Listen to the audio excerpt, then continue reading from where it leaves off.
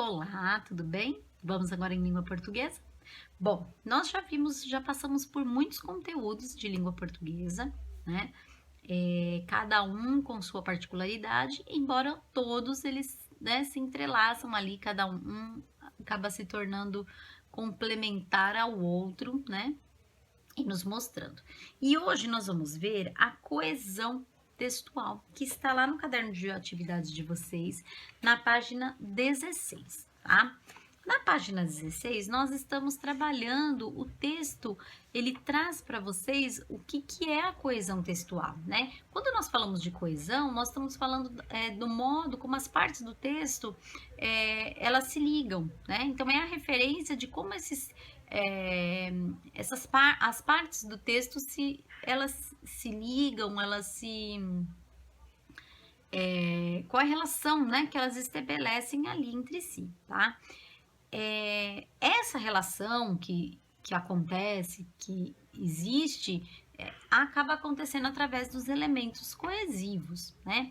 Esses elementos coesivos, eles podem acontecer pelo emprego das conjunções ou de locuções conjuntivas, ou pela substituição lexical, substituição de palavras, né, ou expressões, para evitar ali a repetição, né, e assim, desqualificar o texto, né? E aí, o que acontece? A conjunção é uma palavra invariável, que liga duas orações ou dois elementos da mesma função, né? A locução conjuntiva é quando nós temos aí né, não apenas um elemento, né? Não apenas a conjunção, mas nós temos dois termos ali que unidos estabelecem essa relação, né? Essa função de ligar aí alguns elementos das orações, né? De duas orações. São classificados de acordo com a relação, essas conjunções, elas são classificadas de acordo com as relações com a relação que elas estabelecem entre as orações, podendo ser, né, coordenativas e subordinativas, como nós temos lá no quadro, na página 17, nós temos dois quadros, um falando sobre as coordenativas e outro subordinativas, tá? E a ideia expressa pela conjunção, ela vai variar de acordo com o contexto ali que ela está inserida, né? Além do emprego das conjunções, a coesão ela pode ocorrer por meio da substituição de palavras. Essa substituição de palavras ou substituição de palavras por outras do mesmo sentido ou sentido relacionado, né? Então, nós podemos usar os pronomes, que podem ser os pessoais, os possessivos, demonstrativos, os indefinidos e os relativos, tá? Os sinônimos, que são palavras que possuem significados parecidos, né? Iguais ou bem parecidos com o da palavra que está sendo substituída, tá? E hipônimos, que são palavras de sentidos mais específicos que nós usamos, ou hiperônimos, que são de sentido mais amplo, tá? Isso tudo que eu falei para vocês está na página de vocês, na página 16 e na página 17, tá? No final do vídeo eu vou colocar a sequência aqui que eu grifei, que eu destaquei para vocês destacarem.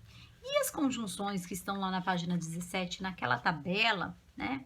Elas são importantes vocês lerem, porque as conjunções coordenativas, elas podem ser aditivas, adversativas, alternativas, conclusivas e explicativas, né? A das ideias, de que dá uma ideia, as conjuntivas subordinativas, elas podem ser condicionais, causais, comparativas, conformativas, consecutivas, concessivas, finais, temporais, proporcionais e integrantes, tá?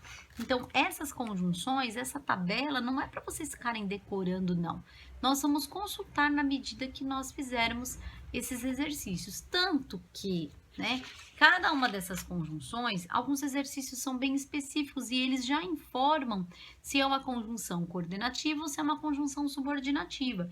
E aí você vai ver qual é a ideia que está sendo expressa por essa conjunção. Então, por isso que não há necessidade, né, não existe essa regra de você ficar decorando. Antigamente, muitos anos, trabalhava-se com essa ideia de decorar todas as conjunções. Mas eu acho que o principal é vocês descobrirem qual é a ideia que a conjunção está expressando ali, tá? E aí, o primeiro exercício, eu vou explicar os exercícios, igual eu fiz em literatura. Depois, umas 9h30, eu libero a correção, o vídeo da correção para vocês, tá?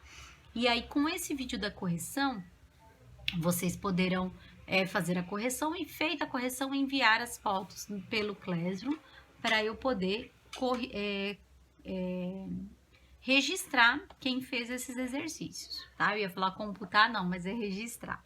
E aí, o que acontece? O primeiro exercício, ele fala assim, ó, identifique a conjunção ou a locução conjuntiva subordinativa presente em cada frase e indique a ideia que ela expressa. Então, nós temos aí da letra A à letra F, vão identificar a conjunção e qual é a ideia que ela expressa, tá?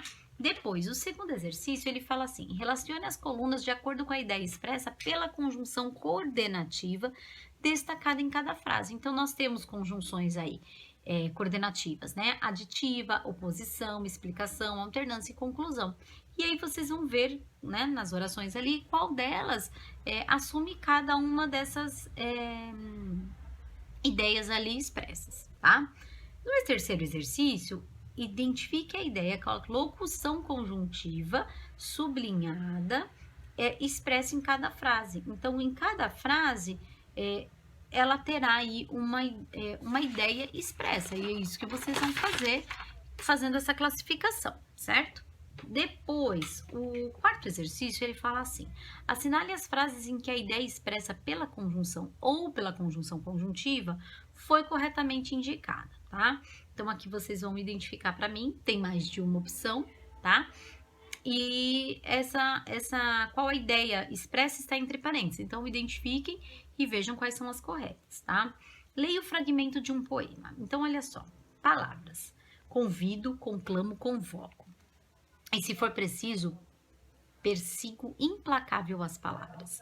Grito seus nomes pelas ruas, telefono para suas casas, invado dormitórios de vozes e de papel, arranco-as da cama, exijo sua presença imediatamente. Depois, identifico, fotografo, interrogo, separo, catalogo, avalio, comparo, seleciono e emprego palavras. E escrevo muito e mudo tudo, e escrevo de novo, e organizo e reorganizo, e organizo de outro jeito, e rasgo e carrego no colo, e invento se for preciso, ressuscito palavras, amasso, jogo fora, mas vasculho e chafurdo no lixo, caso me arrependa. Então, eis um poema aí de Ricardo de Azevedo, feito Bala Perdida e outros poemas, né? E aí, o que acontece? Olha só, no início do poema, o eu lírico menciona uma dificuldade comum entre os poetas. Qual é essa dificuldade? De acordo com o eu lírico, é fácil escrever um poema? A conjunção e se repete várias vezes no poema. Que ideia ela expressa? Em sua opinião, por que o poeta usou tantas vezes essa conjunção? Considerando que a conjunção mais expressa a ideia de oposição, explique o sentido do verso. Amasso, jogo fora, mas vasculho e chafurdo no lixo. Tá? Reescreva o último verso do poema, substituindo a conjunção, caso por outra de mesmo sentido. Faça as alterações necessárias. Então, se houver de necessidade não, né? Reescreva a oração de modo que ela fique correta, né? Que tenha sentido, tá? Depois, compare a ocorrência das conjunções dos dois períodos. O rapaz chegou em casa e saiu em seguida. O rapaz sofreu um grave acidente de carro e não se machucou. Nas duas ocorrências, a conjunção e expressa a mesma ideia? Explique sua resposta, ok? Depois, até aqui eu vou fazer a correção com vocês. Daqui para frente não, vocês vão fazer sozinhos e até o dia 16/9 vocês vão poder postar essa atividade, tá? Leia o texto a seguir e responda as questões. Então, vocês vão ler esse texto, conheça as primeiras ruas da capital paulista e vão responder essas questões. O que vocês tiverem de dúvida, vocês vão poder me perguntar, gravem um áudio no WhatsApp que eu vou auxiliando, tá? Observando apenas o título da reportagem, é possível inferir o tema nela abordado? Justifique sua resposta. Após a leitura do texto, então essa A vocês vão fazer agora, tá?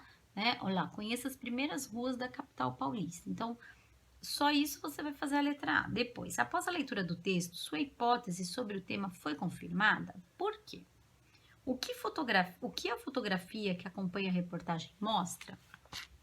Depois, qual foi a intenção do jornalista ao escolher essa fotografia para acompanhar o texto da reportagem? Identifique o pronome pessoal que o produtor utilizou para garantir a coesão do texto. Registre também a palavra que ele retoma. No título da reportagem, aparece o termo ruas. Quais sinônimos dessa palavra foram usados no texto? Em sua opinião, por que esses sinônimos foram usados no texto? E depois, leia a seguir informações sobre um pintor barroco, Caravaggio, tá? Caravaggio foi um dos mais notáveis pintores italianos. O nome verdadeiro de Caravaggio era Michelangelo Merisi. Adotou o nome Caravaggio em razão da pequena vila na Itália onde sua família morava.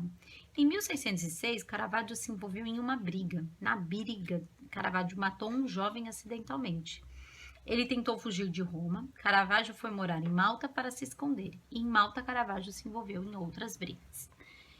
Com base nas informações apresentadas, elabore um texto sobre o pintor italiano, utilizando substituições lexicais e as conjunções mas, e, por isso.